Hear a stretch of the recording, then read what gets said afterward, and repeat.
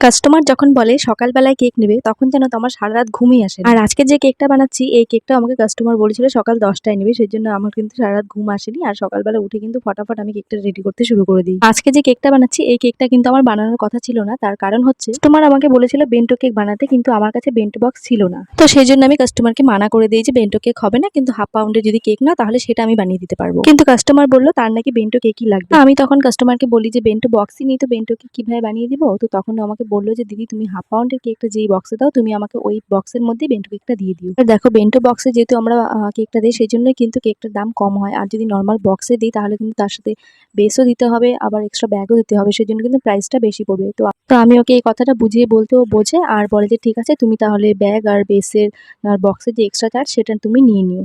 তারপর আমি কেকের অর্ডারটা নিয়ে নিই। আর এখন যে কেকটা তোমরা দেখতে পাচ্ছ এরকম একটা ছবি পাঠিয়েছিলাম কাস্টমারকে, তো বলেছিল যে এই কেকটাই তাহলে বানিয়ে দাও। তোমাদের কেমন লাগলো অবশ্যই কমেন্ট করে